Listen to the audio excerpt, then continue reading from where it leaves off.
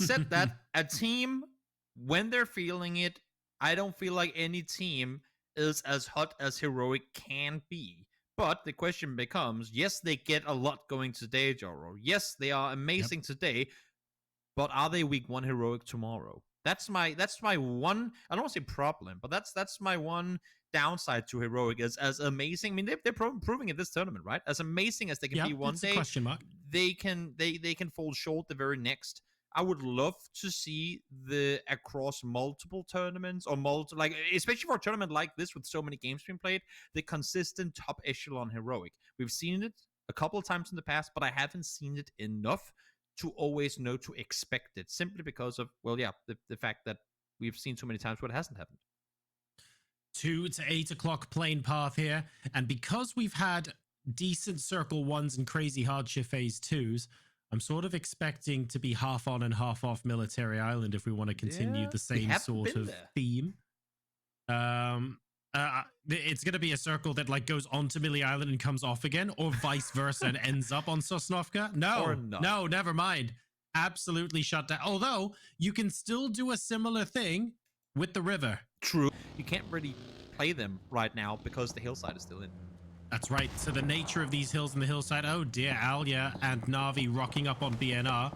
So a road to glory, not selling the story that there are multiple people here. So Na'Vi could be trying to abuse this as much as possible, but dead gets one from long range, and suddenly BNR's got a second knock as well. This is looking good. I love he's trading space for time as well. Looks for the third, almost gets it, but not quite.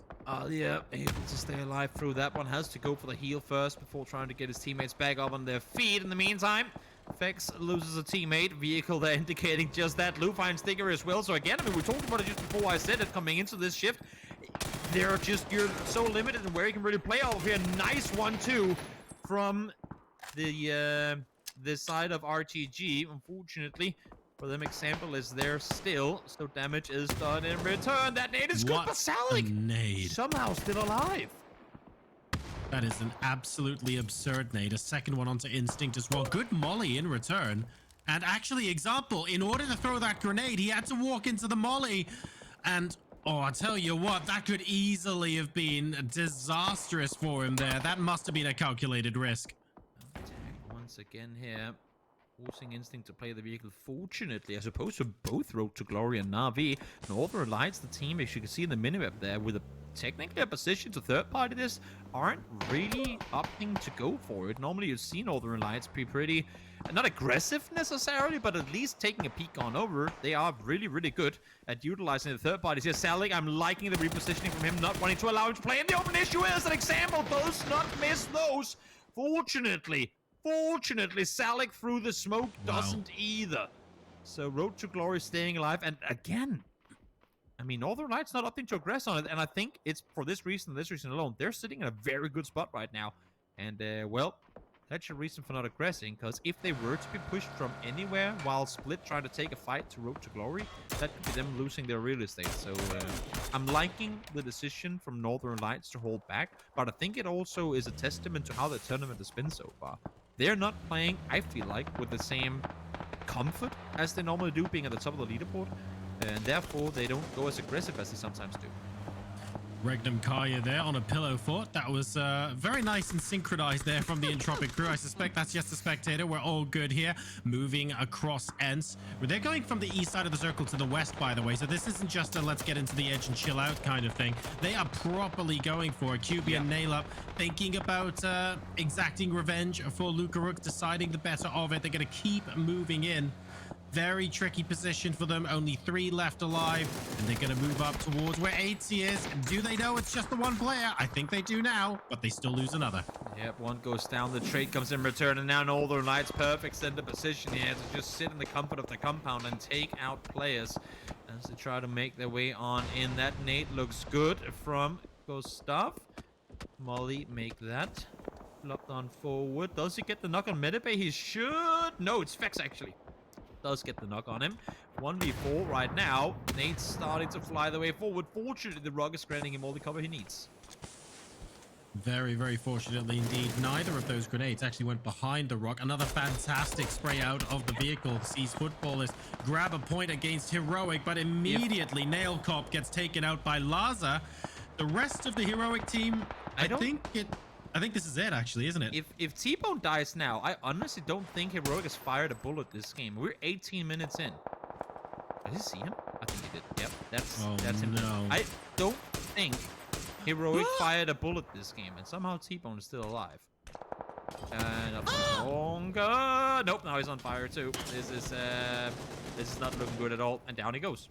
I don't think Heroic fired a bullet that game. I don't think that is insane. I think they used more first aids than fired bullets. As well as they played so far, they just ran into one snaky ambush after another. Of course, the shots from Nail Cup there, impressive. That's as well. And now Ivers falls too.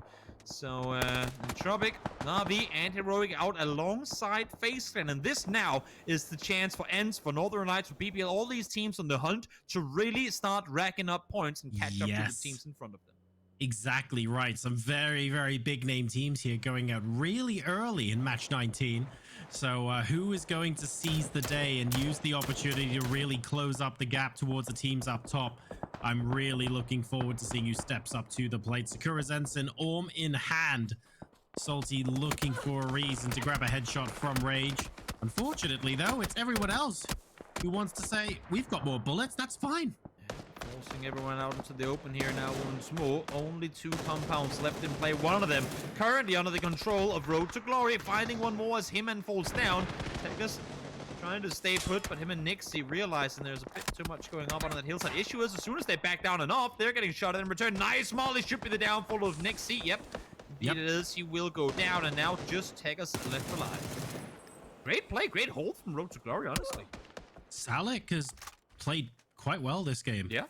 He's been a very, very strong player for Road to Glory, and he's really anchoring the team as well. So good to see him get a couple of kills in. But now, surviving the next circle or two until you get to the placement point, that's going to be a completely different kettle of fish. We'll see if they can do that. They could. In the meantime, well, they lost teams early on.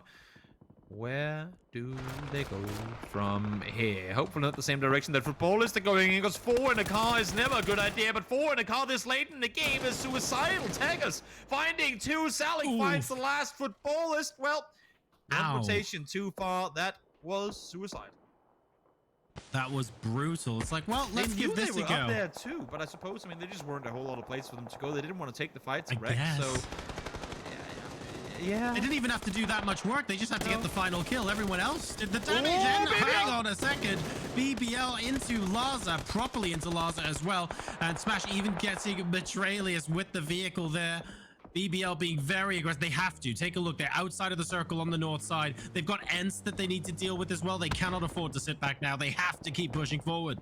They sure have to. BBL trying to wrap underneath here, taking him from one fight straight into potentially another. Nogi.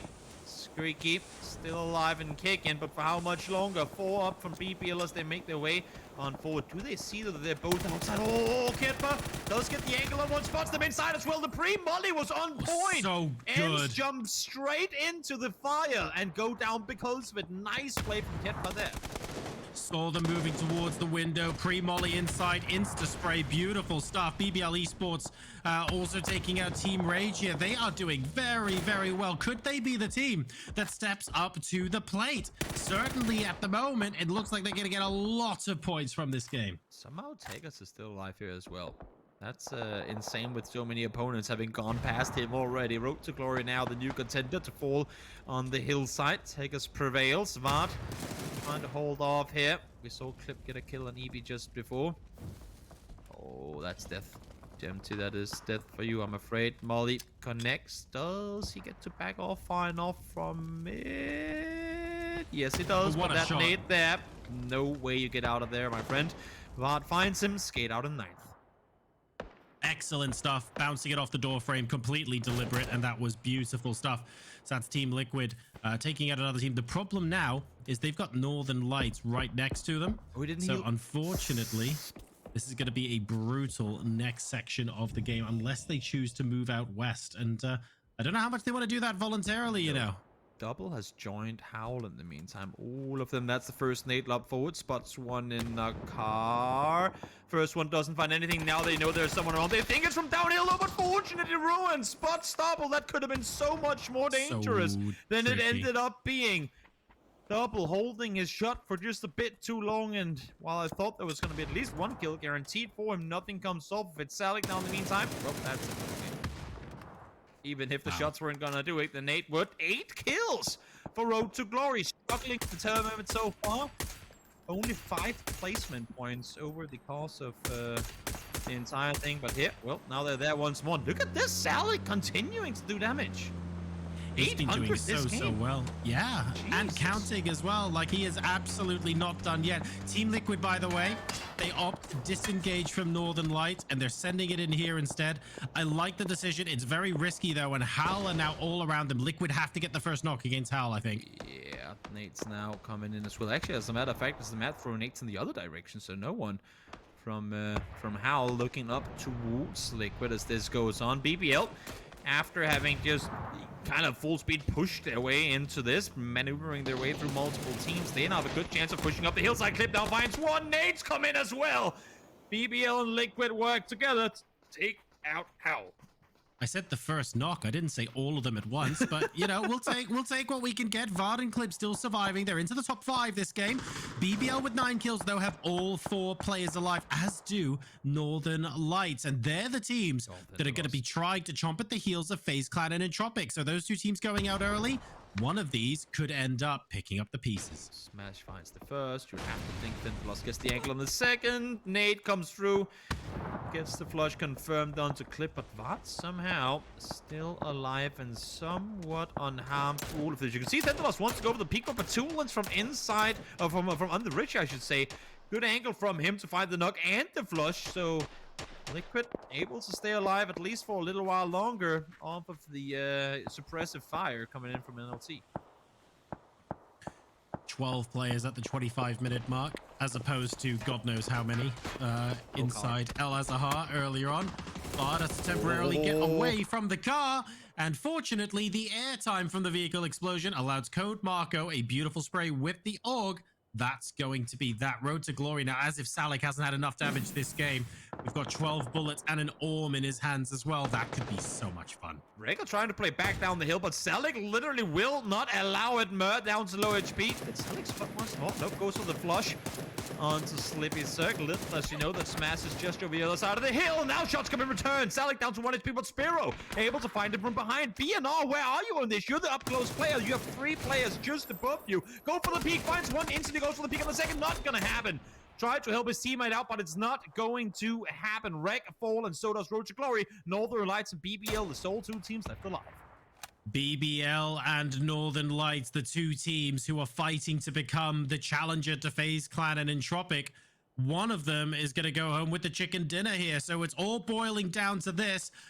I like the way the BBL is split out here, trying to use the entire ridge line. They are outnumbered, so they desperately need that first knock going their way. Agreed, yeah. And Ketpa at the moment has been really superb, but look at how open he is at the moment. Petulance might get an off angle on him, for example, and that makes me very, very nervous indeed. Code Marco manages to find a little bit of damage, but again, none of that currently resulting in knocks. Using their smokes quite conservatively as well. To try and maximize the amount of time that they need to use them later on. And Smash now finds Petulance again from the back. That's 2 from BBL. Advantage them. Ketpa finds the second as well. That is insane. The fact that they, like, that the trap and spring twice essentially on their side of the circle. Marco spots one more loot down slow HP. As I say that, actually not Marco, the one of the receiving end of the majority of the damage there. Ketpa does find a second. Very good. And now Lou, all that's left alive. BBL were outnumbered, but it's just Lou left alive. 1v3, they don't take a single casualty in that end game there. What a fight from BBL. They were patient. They held their fire for as long as they could. And honestly, I mean, being in the 3v4 like that, the fact that they take down 2